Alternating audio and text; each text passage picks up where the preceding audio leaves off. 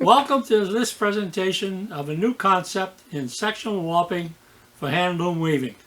We call it Sectional Warping Simplified, No Strings Attached. I'm Tom Bodette, along with my granddaughter and partner, Noelle Bolenbach, on the camera. For those weavers that are pursuing higher quality warp, sectional warping, as we know it, is the way to go.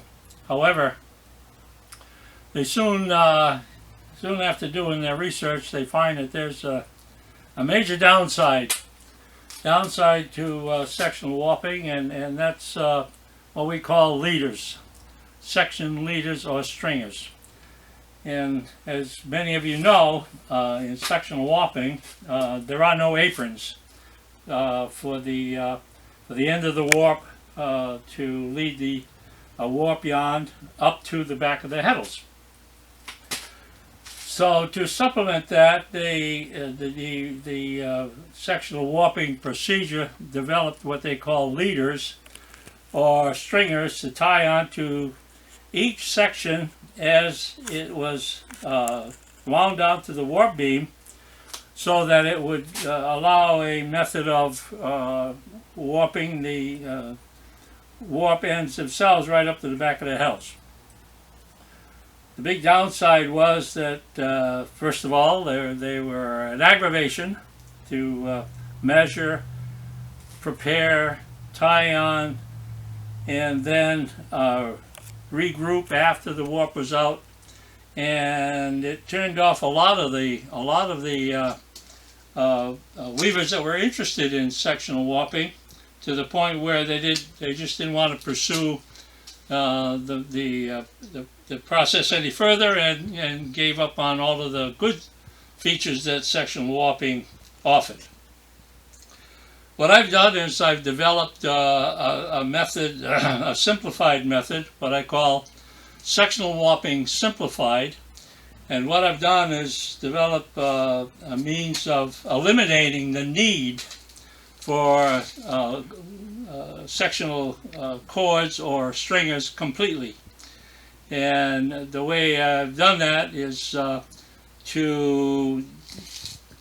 redesign a standard set of sectional rakes with guide cables at the end, little gates for a cord to be housed in on each side, and with it the key is using two tension rods, one high tension and one low tension, to absorb the stress of the tension on the warp as it leaves the final round on the warp beam up to the back of the heddles. These two tension warp rods are utilized in such a way that the lower tension rod will absorb the stress and actually bend with the stress, where the higher tension rod will maintain a rigid cross profile and allow even tension of the warp yarn right up to the end of the up to the back of the heddles. Now what we've done is create a method in which we have the two tension rods, the lower and the higher and the lower, the single very high strength warp loop cord that supports the low tension rod, and created little gates on the end of the section rods to house the support cord on each end. And when I get to the point of unwinding it, I'll explain how that works. But it's very simplified. In fact, I call it Sectional Warping Simplified, No Strings Attached. What I've done here is to wind 4 sections of H2 cotton. Show them the creel, just quick on the creel. Okay, I wound 4 sections of H2 cotton, 24 inch, to demonstrate the performance of the two rods under tension.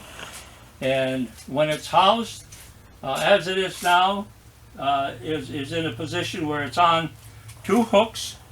The high tension rod is on two hooks, and is actually what you wind the warp onto when you're warping the loom.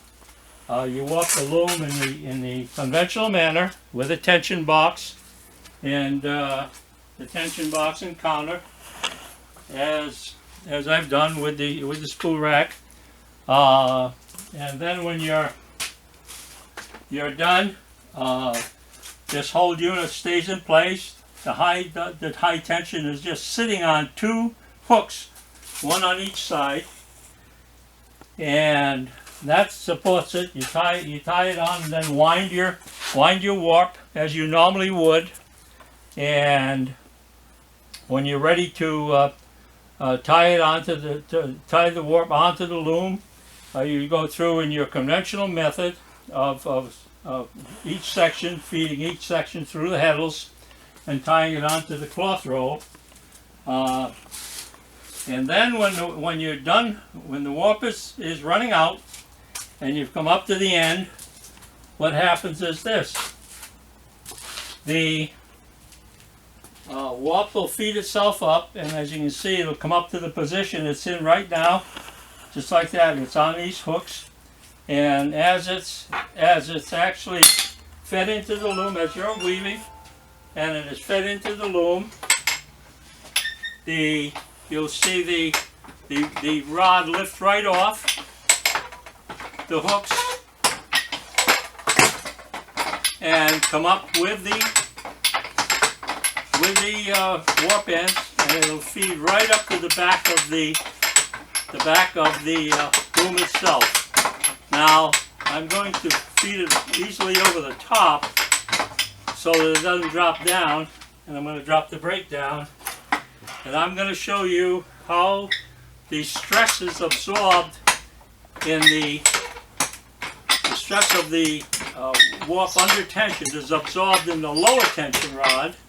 As you can see right here, you can see the lower tension rods bending to absorb the stress already, and the higher tension rod maintaining a uniform straight profile across that provides even tension across the entire warp as you're weaving the warp out.